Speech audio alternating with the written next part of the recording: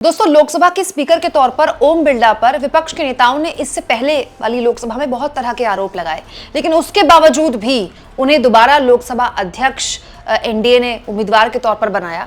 तो अब समझ में आ गया है कि उनकी कौन सी क्वालिटी देखकर इस तरह से उन्हें एक बार फिर से इस पद पर आसीन किया गया। दोस्तों, आज लोकसभा चले दूसरा ही दिन हुआ है।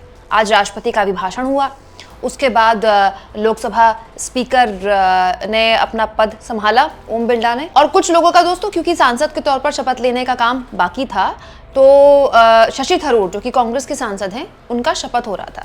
तो हाथ में संविधान की कॉपी लिए शपथ ले रहे थे शशि थरूर, जो कि कांग्रेस पार्टी के और समाजवादी पार्टी के तमाम सांसदों ने ऐसे ही शपथ ली। तो लास्ट में जय संविधान बोलकर कुछ इस तरह से शशि थरूर निकल रहे थे। तभी अचानक ओम बिरला कुछ बोले, जिसके बाद दीपेंद्र हुड्डा ने खड़े होकर उनको जवाब दिया। तो जवाब में ओम बिरला ने दीपेंद्र हुड्डा को टीचर की तरह हड़काकर बैठने के लिए बोल दिया। बड़ी अजीब सा ये वीडियो है दोस्तों, परेशान करने वाला वीडियो है। जरा देखिए, कुछ इस तरह से जब शपथ लेकर, हाथ में संविधान की शपथ लेकर निकले शशि थरूर आगे अपनी सीट पर बैठने के लिए, तो ओम बिरला ने उनसे क्या कहा। संविधान की शपथ तो ले रहे हैं,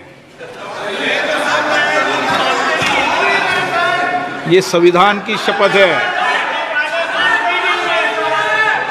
तो ओम बिरला शशि थरूर से कहना चाह रहे हैं कि हाथ में संविधान की कॉपी लेकर, जय संविधान लेकर बोलने का कोई फायदा नहीं है, आप शपथ ही संविधान की ले रहे हैं। हालांकि ओम बिरला की बात सही है टेक्निकली, लेकिन एक सांसद के तौर पर अगर किसी की इच्छा है हाथ में संविधान की कॉपी लेकर जय संविधान बोलना, तो इसमें किसी को आपत्ति क्या हो सकती है। मतलब ओम बिरला को इसमें क्या आपत्ति हो सकती है। एग्जैक्टली मेरे मन में भी ये सवाल आया, आपके मन में भी सवाल आया होगा।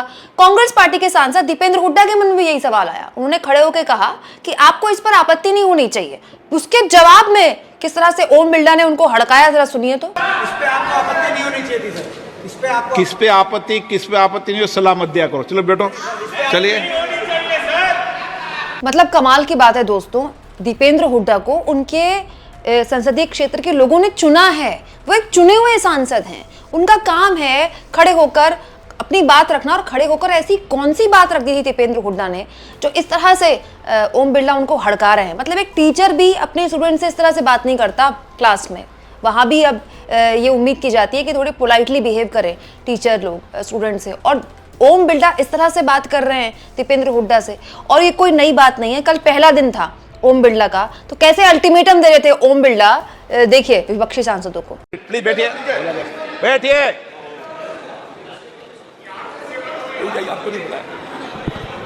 माननीय सदस्यगण, जब स्पीकर सीट से खड़ा हो जाता है तो मैं माननीय सदस्यों को अवगत कराना चाहता हूं, वो बैठ जाया करें। ये मैं पहली बार कह रहा हूं, मुझे 5 साल कहने का अवसर नहीं मिलना चाहिए। दोस्तों, जिस तरह से दीपेंद्र हुड्डा के साथ व्यवहार किया ओम बिरला ने, और कल जिस तरह से वो बाकायदा लोगों को हिदायत दे रहे थे कि आखिरी बार मैं तुम्हें समझा रहा हूं, आगे ध्यान रखना, ये आने वाले 5 साल में लोकसभा कैसे चलाने वाले ओम बिरला, क्या उसी का एक तरह का उदाहरण है, उसी का एक इशारा है? कमेंट बॉक्स में जरूर लिखिए। और इस तरह का व्यवहार अगर विपक्ष के सांसदों से होगा, तो विपक्ष के सांसदों का किस तरह का टेक रहना चाहिए, वो क्या करेंगे संसद के अंदर। इसके अलावा दोस्तों, अगर आप चाहें तो थैंक्स और ज्वाइन, ये 2 ऑप्शन है जिसके जरिए आर्थिक तौर पर भी आप चैनल के हाथ मजबूत कर सकते हैं।